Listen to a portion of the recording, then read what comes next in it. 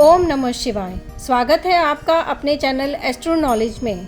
आशा है प्रतिदिन इन श्रावण महात्माओं का आप श्रवण कर रहे हैं। इससे आपका श्रावण मास बहुत ही मंगलकारी होगा।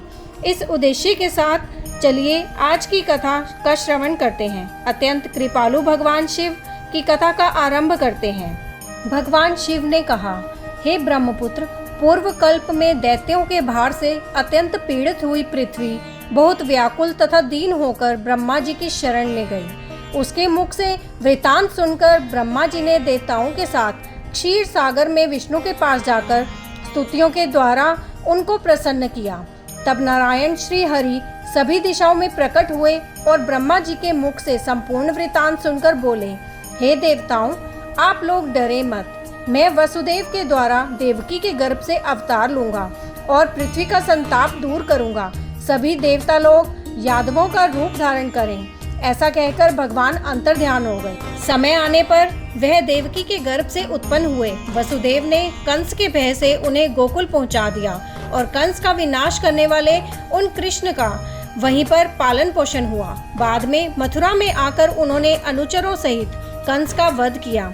तब पूर्ववासियों ने आदर पूर्वक यह प्रार्थना की, हे कृष्ण, हे कृष्ण, हे महायोगिन, हे भक्तों को अभय देने वाले, हे देव, हे शरणागत वत्सल, हम शरणागतों की रक्षा कीजिए।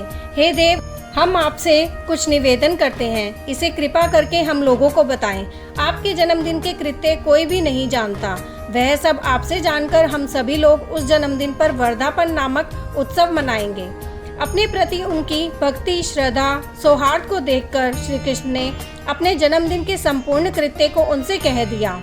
उसे सुनकर उन पूर्ववासियों ने भी विधान पूर्वक उस व्रत को किया। तब भगवान ने प्रत्येक व्रतकर्ता को अनेक वर प्रदान की। इस प्रसंग में एक प्राचीन इतिहास भी कहा जाता है। अंग देश में उत्पन्न एक मित्रजित नामक राजा था। उसका पुत्र महासेन सत्यवादी था तथा सन्मार्ग पर चलने वाला था। सब कुछ जानने वाला वह राजा अपनी प्रजा को आनंदित करता हुआ उनका विधिवत पालन करता था। इस प्रकार रहते हुए उस राजा का अकस्मात दैव योग से पाखंडियों के साथ बहुत काल पर्यंत साहचर्य हो गया और उनके संसर्ग से वह राजा अधर्म परायण हो गया।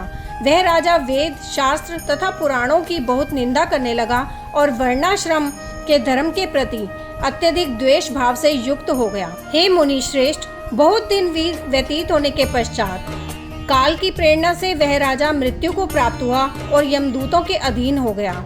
यमदूतों के द्वारा पाश में बांधकर पीटते हुए यमराज के पास ले जाते हुए वह बहुत पीड़ित हुआ।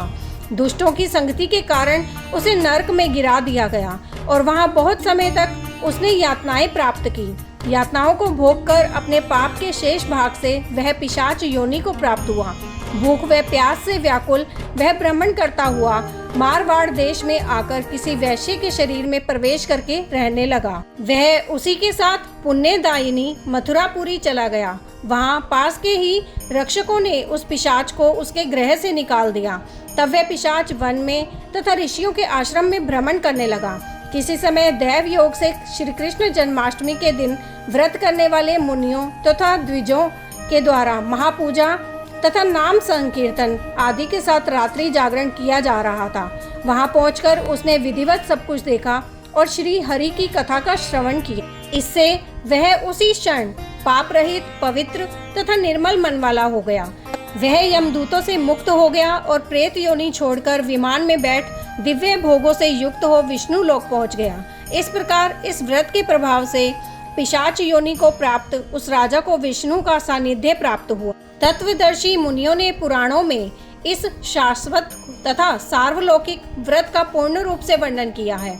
सभी कामनाओं को पूर्ण करने वाले इस व्रत को करके मनुष्य सभी वांछित फल प्राप्त करता है। इस प्रकार जो कृष्ण जन्माष्टमी के दिन इस शुभ व्रत को करता है, वह इस लोक में अनेक प्रकार के सुखों को भोगकर शुभ कामनाओं को प्राप्त करता है। हे ब्रह्मपुत्र, वहाँ वैकुंठ में 1,00,000 वर्ष तक देव विमान में आसीन होकर नानाविध सुखों का उपभोग करके अवशिष्ट पुण्य के कारण इस लोक में आकर सभी ऐश्वर्यों से समृद्ध तथा सभी अशुभों से रहित होकर महाराजाओं के कुल में उत्पन्न होता है। वह कामदेव के समान स्वरूप वाला होता है। जिस स्थान पर कृष्ण जन्मोत्सव की उत्सव विधि लिखी हो अथवा सभी सौंदर्य से युक्त श्री कृष्ण जन्म सामग्री किसी दूसरे को अर्पित की गई हो अथवा उत्सव पूर्वक अनुष्ठित व्रतों से विश्व सृष्टा श्री कृष्ण की पूजा की जाती हो, वहाँ शत्रुओं का भय कभी नहीं होता है। उस स्थान पर मेघ व्यक्ति की इच्छा करने मात्र से वृष्टि करता है और प्राकृतिक आपदाओं से भी कोई भय नहीं होता। जिस घर में कोई देवकी पुत्र श्री कृष्ण के चरित्र की पूजा करता है वह घर सब प्रकार से समृद्ध रहता है और वहाँ भूत प्रेत आदि बाधाओं का भय नहीं होता है।